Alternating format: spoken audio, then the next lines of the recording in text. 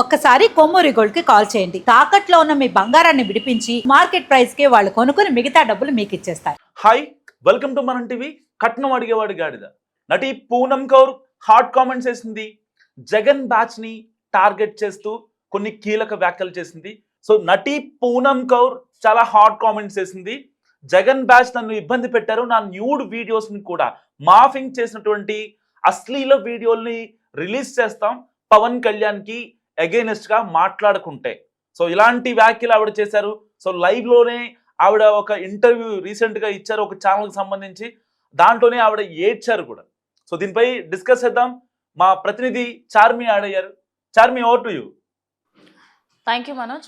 So ఈ మధ్య కాలంలో పూనం కౌర్ చాలా తక్కువగా రియాక్ట్ అని చెప్పాలి. కానీ పూనం కౌర్కి పెట్టింది పేరు ఏంటంటే కాంట్రవర్సీకి కేర్ ఆఫ్ అడ్రస్గా ఉంటుంది. అయితే పూనం కౌర్ ఒకానొక సందర్భంలో త్రివిక్రమ్ దగ్గర నుంచి సినిమా ఇండస్ట్రీలో ఉన్న ప్రతి ఒక్కరిపైన తప్పుడు వ్యాఖ్యలు చేశారు. అప్పుడు ఈమెకి ఏమైంది అనుకున్నాం, కానీ ఇన్ని రోజులు కాముండి ఈ రోజు దానికి సంబంధించిన బ్యాక్ స్టోరీ మొత్తం బయటపడడంతో వైసీపీయే దీనికి మొత్తం కారణం అనేది క్లియర్గా అర్థమవుతుంది. వైసీపీ వాళ్ళకి ఎంత దారుణమైన బుద్ధులు అనేది రోజుకింత, అంటే ఒకటి విన్నాం రెండు విన్నాం అంటే ఏం కాదు, రోజు రోజుకి దిగజారిపోవడం అంటే వీళ్ళ దగ్గర నుంచి నేర్చుకోవాలి. పూనం కౌర్కి ఒకానొక సందర్భంలో మేము కడప నుంచి వచ్చాము, మీకు మేము డబ్బులు ఇస్తాము అండ్ అదే విధంగా మీకు పొజిషన్స్ ఇస్తాము, మా పార్టీలో మీకు ప్రత్యేక స్థానాలు ఇస్తాము అని చెప్పేసి కూడా చెప్పారంట. అయితే తిను నాకెందుకండి ఇవన్నీ చెప్తున్నారు అని కూడా చెప్పడంతో ఈయన మీరు ఇప్పుడు మాకు కావాల్సిన పని చెయ్యకపోతే మీ అసభ్యకరమైన వీడియోలు, అది కొన్ని మార్ఫింగ్ ఉన్నాయంట, కొన్ని తన సినిమా ఇండస్ట్రీలో కొన్ని సినిమాలలో చేసిన సీన్స్ ని తీసుకొని దాన్ని మార్ఫింగ్ చేసి అదేవిధంగా కొన్ని తన ప్రైవేట్ ఫొటోస్ ని అన్నిటినీ కూడా అసభ్యకరంగా చిత్రీకరించి నేను సోషల్ మీడియాలో పోస్ట్ చేస్తాను, అటు వెబ్సైట్స్లలో పోస్ట్ చేస్తాము అంటూ తనకి ధమ్కీలు ఇవ్వడంతో ఆమె ఏంటంటే భయపడి కొన్ని వ్యాఖ్యలు పవన్ కళ్యాణ్కి అగెనిస్ట్ గా చేసింది. అంటే వైసీపీ వాళ్ళకి పవన్ కళ్యాణ్ని తక్కువ చేయడానికి, అంటే ఆయన గెలుస్తాడేమో అన్న ఒక పాయింట్ ఆఫ్ వ్యూతోని ఆయన్ని ఏ విధంగా తక్కువ చేయాలి, ఎన్ని విధాలుగా మాట్లాడాలి, అంటే ఒక వ్యక్తి మీద ద్వేషం ఉండాలి కానీ ఇంత దారుణంగా ఉండకూడదు. మన సోషల్ మీడియాలో ఎన్ని మాటలు, అసలు అవి మాటలు కాదు ఇంకా బూతుల తూటాలే అని చెప్పాలి. సరే సినిమా ఇండస్ట్రీ సంబంధించి మాట్లాడక, కానీ చార్మి ఇన్ని రోజులుగా ఎప్పుడైతే పూనం కౌర్ ఒక ట్వీట్ చేసి లేకపోతే ఇన్స్టాగ్రామ్ లో స్టోరీ పెట్టేసి ఇలాంటివి పెట్టడం జరిగింది, సో చాలా మంది పూనం కౌర్ ని ఇన్నాళ్ళుగా వ్యతిరేకించారు. ఇప్పుడు ఆ నెగిటివ్ కాస్త పాజిటివ్ అయ్యే ఛాన్స్ ఉందంటారా? దీన్ని కూడా ఒక ఆరోపణ ఎలిగేషన్ కింద తీయేస్తారంటారా? ఒకటి మనోజ్, దెబ్బ తాకినప్పుడు నాకు నొప్పి అయింది అని చెప్పింది ఎలా ఉంటుంది, దెబ్బ తాకి నయం అయిపోయిన తర్వాత నాకు ఇప్పుడు నొప్పి లేస్తుంది అనడం ఎలా ఉంటుంది? అంటే చేసినప్పుడు తనని అందరూ తప్పుపట్టినప్పుడు ఇది జరిగిందని చెప్పేసి ఉంటే అయిపోయేది.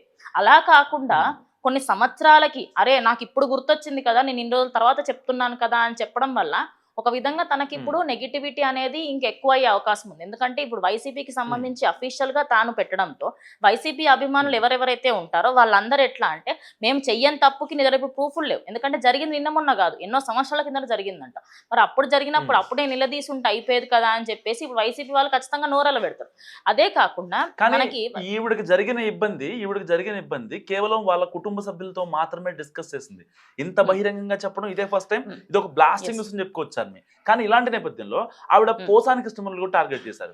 ఆ రోజున పోసాని కృష్ణమురళి అలా అని ఉండకూడదు, నా గురించి చాలా చండాలంగా బూతులు మాట్లాడారు అవి. ఎందుకంటే ఆ మాటలు విన్న తర్వాత ఈ పూనం కౌర్ వాళ్ళ మమ్మీ గురుద్వారాకి వెళితే, ఆ యొక్క మతానికి సంబంధించిన ప్రార్థనలు చేసుకోవడానికి వెళితే వాళ్ళందరూ డబ్బుల కోసం నీ కూతుర్ని అమ్మేసావా అంటూ చాలా జిగుప్సాకరంగా మాట్లాడారట.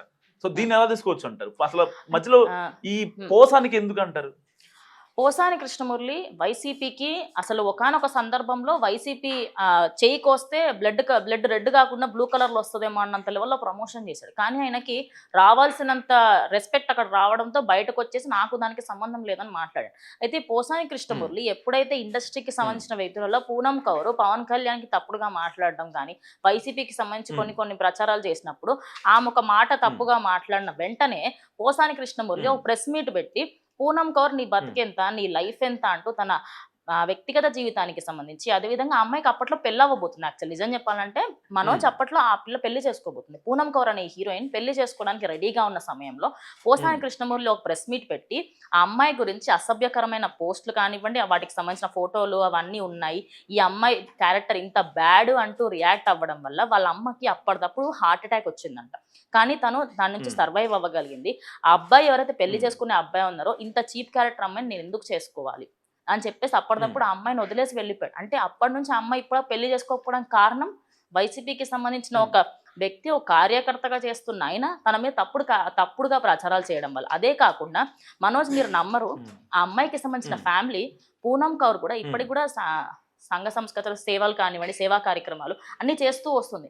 అంటే మనకి యానిమల్స్ కి సంబంధించి కానీ వాటి అన్నింటిలో సేవా కార్యక్రమాలు చేస్తుంది. అండ్ వాళ్ళ ఫాదర్ ఎవరైతే ఉన్నారో ఆయన నేవీ రిటైర్డ్ ఆఫీసర్, అదేవిధంగా వాళ్ళ అమ్మ RBR లో రిటైర్డ్ వర్కర్. మరి ఇన్ని గానం చేస్తున్న వాళ్ళ ఫ్యామిలీ, అంటే దేశాని కోసం వాళ్ళ ఫ్యామిలీ ముందు నుంచే ఎంతో చేస్తుంది. అలాంటి అమ్మాయి పైన తప్పుడు ప్రచారం పెట్టి నీ జస్ట్ ప్రమోషన్ కోసం పోసానికి ఇష్టంలో చేయడం వల్ల ఇదంతా జరిగింది. అంటే ఆ అమ్మాయి పెళ్లి చేసుకోకుండా ఉండడానికి, తన లైఫ్ నాశనం అవ్వడానికి, సినిమాలో ఆపర్చునిటీస్ రాకపోవడానికి కారణం అంతా కూడా పోసాని కృష్ణమురళి అని చెప్పేసి క్లియర్ తెలుస్తుంది.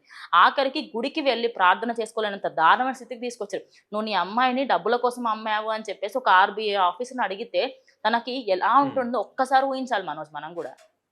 చార్మి, ఇప్పుడు ఈ పూనం కౌరే కాదు, గతంలో జత్వానీని కూడా వేధించింది వైసీపీ గవర్నమెంట్. ఆ పెద్దలు కావచ్చు, పెద్దలు ఇచ్చిన ఆదేశాలతో ఈవెన్ పెద్ద స్థాయిలో ఉండే పోలీస్ ఆఫీసర్లు కూడా ఇప్పుడు ఆ కేసులో విచారణ స్టిల్ ఎదుర్కొంటున్నారు. ఎలా చూడొచ్చు అసలు? ఎందుకు అంటే ప్రత్యర్థుల్ని ఓడించడానికి ఒక ఆడపిల్లని అడ్డం పెట్టుకొని ఇంతకు దిగజాల్సిన అవసరం ఉందంటారు అసలు? అంటే ఒక ఆడపిల్లని అడ్డం పెట్టుకున్నారు అన్నట్టుగా కాకుండా వాళ్ళ పార్టీలోకి వెళ్ళిన, లేకపోతే ఆ పార్టీతోని సాన్నిహిత్యం ఉన్న వాళ్ళందరికీ కూడా నోట్లో బూతులు వరదలాగా పారుతూ ఉంటాయంట. అదేవిధంగా చెడు పనులే చెయ్యాలి అనే ఉత్తేజం ఎక్కువగా రోజు రోజుకి పెరిగిపోతుంది అనే దానికి వైసీపీ కార్యకర్తలు వాళ్ళు చేసే చేష్టల నిదర్శనం. జత్వాని కేసు మనం చూసుకుంటే అమ్మాయికి సంబంధించి అక్కడెక్కడో ఆయన తన ల్యాండ్ కి సంబంధించిన ఇష్యూ యాక్చువల్ లేదు, అసలు సంబంధం లేని ఇష్యూ, అసలు ఏపీకి సంబంధం లేదు, ఎవరికి సంబంధం. అమ్మాయి ఎక్కడో ముంబైలో తన మోడలింగ్ అదేవిధంగా యాక్టింగ్ చేసుకుంటూ ఉన్న అమ్మాయికి ఒక ఆయన మీద కేసు పెడితే ఈ ల్యాండ్ విషయంలో ఆయనకి సంబంధించి ఆ వ్యక్తి ఎవరైతే ఉన్నారో వైసీపీకి సంబంధించిన జగన్మోహన్ రెడ్డికి వాళ్ళందరికీ పార్టీకి సంబంధించిన వాళ్ళందరికీ మిత్రుడైనందుకు ఆయన ఏపీలో ఆమె అమ్మాయి మీద కేసు పెట్టి ఆ అమ్మాయిని వాళ్ళ ఫ్యామిలీని ఒక రూమ్ లో బంధించి చిత్రహింసలు పెట్టడం జరిగింది. వీటన్నిటికీ సంబంధించి ఇంకా దాని మీద కేసులు రన్ అవుతున్నాయి. అసలు ఒక అమ్మాయిని అడ్డం పెట్టుకోవడమే కాకుండా వాళ్ళ ఫ్యామిలీని, తన కెరియర్ ని అంతా కూడా నాశనం చేయడంలో ఇది వాళ్ళకి ఫస్ట్ టైం కాదు, దీనికన్నా ముందు కూడా ఎన్నోసార్లు చేశారు, చేస్తూనే ఉంటున్నారు. మరి వైసీపీకి సంబంధించి ఒకటా రెండా చెప్పుకుంటూ పోతే చిట్టా అదేమంటే చిత్రగుప్త చిట్టాలాగా బయటకు పడతానే ఉంటది. ఇంకోటి మనోజ్, ఈ ఇష్యూకి సంబంధించి ఈ అమ్మాయి ఇంత లేట్ గా రియాక్ట్ అవ్వడం వల్ల అసలు ఇన్ని రోజుల పాటు ఎవరెవరైతే వైసీపీ పార్టీకి సపోర్ట్ చేస్తున్నారో వాళ్ళందరికీ కూడా అరే ఇంత జరిగింది అన్న విషయం ముందు తెలిసి ఉంటే ఎలక్షన్లల్లో 11 సీట్లు కూడా వచ్చేది కావేమో, 7 వచ్చేటేమో, 7 కంటే ఇంకా తక్కువ వచ్చేటేమో, ఎవరికి తెలుసు? అవునా కదా? బ్యాక్ స్టోరీలో తన అంటే జత్వాని కేసు చాలా తక్కువ మందికి తెలుసు, కానీ పూనం కౌర్ అనే ఈ అమ్మాయి కాంట్రవర్షియల్ గా చాలా మందికే తెలుసు. మరి ఈ అమ్మాయికి బ్యాక్ స్టోరీలో ఈ హీరోయిన్ కి ఇంత జరిగింది అని తెలిస్తే ఆ 11 సీట్లు కాదు 7 సీట్లు వచ్చాయి, 3 సీట్లు వచ్చేటి, మరి ఎవరికి తెలుసు? కడప నుంచి ఫోన్ చేస్తున్నాము అని చెప్పి నువ్వు ఇప్పుడు పవన్ కళ్యాణ్ గురించి తప్పుగా మాట్లాడకపోతే, నువ్వు తప్పుగా పోస్ట్ చేయకపోతే నీ అసభ్యకరమైన వీడియోలు రిలీజ్ చేస్తాము అని చెప్పడము, ఒక అమ్మాయిని అలా బ్లాక్మెయిల్ చేసినందుకు మరి ప్రూఫ్స్ ఏమన్నా ఉంటే, మరి ఇన్ని రోజులు తన కేసు కూడా పెట్టుండుంటే ఇప్పటికీ వైసీపీలో ఎవరైతే కడప నుంచి చేసిన వ్యక్తులు ఉన్నారో వాళ్ళ మీద ఖచ్చితంగా కేసు నమోదు చేసి కంప్లీట్ డీటెయిల్స్ లాగుంటే, మొత్తం తీగ లాగుంటే డొంక మొత్తం కదలేదు కదా అని చెప్పేసి కూడా ఇప్పుడు పూనం కౌర్కి సంబంధించి చాలా మంది సపోర్ట్ చేసే వాళ్ళు ఉంటే వాళ్ళందరూ మాట్లాడుతున్న మాట. Thank you Charmi. సో ఇది పూనం కౌర్ పై అనాలిసిస్. సో మరి పూనం కౌర్ బయటకు వచ్చి చెప్పడం కరెక్టా కాదా? ఎందుకంటే జగన్ బ్యాచ్ గురించి ఆవిడ ఇప్పటిదాకా ఫ్యామిలీతో మాత్రమే పంచుకున్నారు ఆవిడ పడ్డ ఇబ్బందులు. ఇప్పుడు డైరెక్ట్గా బహిరంగంగా అందరికీ ఆవిడ షేర్ చేసుకున్నారు. మీరేమనుకుంటున్నారో మస్తుగా కామెంట్ చేయండి.